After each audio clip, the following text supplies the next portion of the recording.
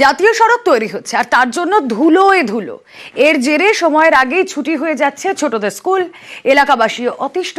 রাস্তায় নিয়মিত জল দেওয়ার দাবিতে আলিপুরদুয়ারে পথ অবরোধ স্থানীয়দের।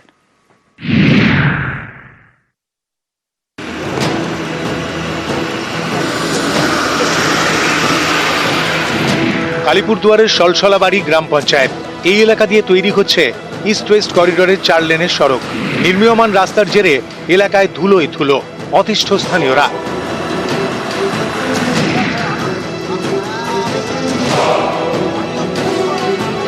ধুলো কমাতে রাস্তায় নিয়মিত জল দেওয়ার দাবিতে সরব এলাকাবাসী। এই দাবিতে এদিন দেব কলোনিতে পথ অবরোধ করেন স্থানীয়রা।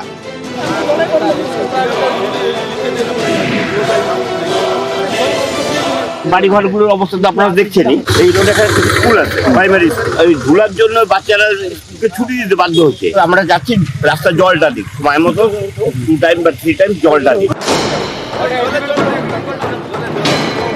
নির্মীয়মান মহাসড়কের ধারে প্রায় 3000 বাসিন্দা।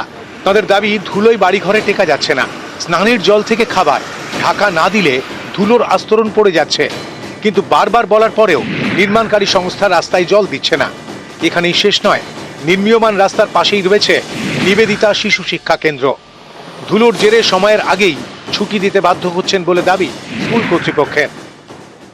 আপাতত বাচ্চারা খুব একটা আসছে না। 2 তারিখ থেকে আমাদের বুক ডে এবং 2 তারিখ থেকে স্কুল খুলবে। পরিস্থিতির যদি কোনো পরিবর্তন না হয় তাহলে আমাদের খুবই অসুবিধা হবে।